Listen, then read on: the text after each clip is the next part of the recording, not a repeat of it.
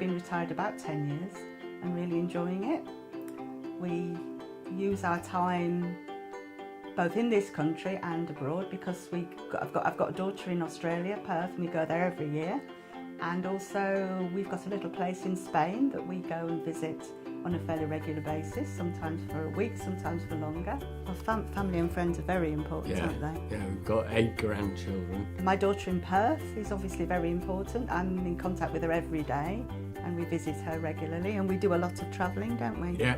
2 most important things in my life are Radio 4 and the mail. But yeah, when we get the paper home, we split it, don't Yes, I end up with the middle bit and that's it. we? Yeah. Well, I like reading sport because I've got a football team that I follow, Liverpool. And I think this is where the mail is actually superb. There's so many articles to read and things of interest, supplements in there that I really enjoy reading. It's quite substantial, there's a lot to read. As I say, a flight to Spain, I can spend the whole 2 hours just sitting reading. Actually, like that headline, it was so bold for a start, and also you got colour in the headline as opposed to just black. And I read all of that particular article. It wasn't just on that one page. On the front page, it went actually inside the paper as well. I was very pro-EU, but I'm not sure anymore because I'm feeling a bit disappointed about what's happening with David Cameron. I think he's fudging it a bit at the moment. I hope he comes back with more, and I think that's reflecting the fact that what is going on here?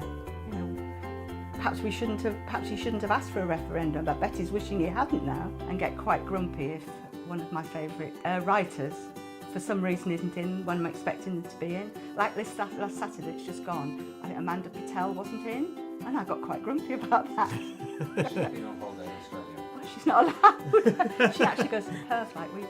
She comes from that area, so yeah. Okay, I'll let her. But yeah, if I don't get the mail, I get withdrawal symptoms. I think the mail to me sort of stands for fairness. In Spain, we can see all these people like ourselves sitting there in the sun reading the mail, and they're obviously, most of them are retired when we go out when it's not holiday time. Most of the people out there are retired, and majority of them, if they're reading a newspaper, I've got to say it is the mail. I think it does form a community. So yeah, it's very influential in my life. I'm realising now just how influential. If you had to, you'd probably get the iron out, nine it, wouldn't you? I like the feel of a newspaper. I think that's why I like it, hard copies rather than on the iPad. So. Let's just talk about the cover price increase. I read it and... No, you told me, didn't you? I told you. You said it the was mail's going got up. oh no. Yeah, I mean, it isn't stopping us buying the paper. It definitely doesn't stop us buying it. I'm just feeling with inflation so low and a lot of things going down in price, i.e. petrol, why is the mail suddenly feeling they have to increase by about 8%? I would be quite interested to find out the reasoning behind that. We tend to buy the Daily Mail from either Tesco's, that's the main Tesco's, where we're a big supermarket where we go on a Monday, or the local Tesco here, the Tesco Express, or during the week, if I'm in Horsham, I buy it from WH Smith's. I can remember once or twice we've been into a shop in the airport, that Gatwick I'm talking about, and they haven't had any left. And then we've gone on to find it somewhere, another Smith's outlet probably, where they have had it. So yeah, we would actually try our best to find it. And do you feel frustrated? Do you feel we should be able to get the newspaper? Very, very grumpy. Very grumpy. Yeah, Yes. very frustrated. She takes it out on me. Yeah. It's the shop's fault for think it's the shop's ordering fault. less. Yeah, they ought to Yeah. have ordered more. Why didn't yeah. they anticipate the demand? And surely it must be pretty consistent. I wouldn't think it's very hard to work out how many copies they're needing. I mean, in our local shops occasionally we've, not Tesco's never run out, but when it used to be a shop called Budgeons that we had here, that's now gone, but occasionally you'd go in there in an afternoon and they'd all gone. And that is very frustrating, especially as the other newsagent in Billingshurst only is open in the morning.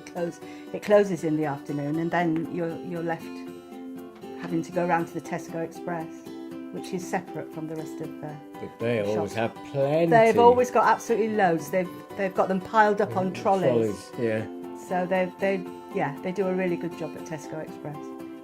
Usually there's no problem finding it, but I've got to say in the local Tesco's here, the Tesco Express, because they have so many of them, quite often they don't have any alongside the other papers, which are actually down on the floor.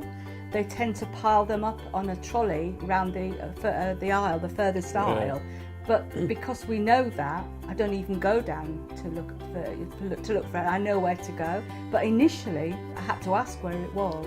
You thought they'd run out? Yeah. But actually, it's because they've got so many. So everybody who buys it regularly obviously knows to go to the trolley rather than down on the floor with the rest of the papers.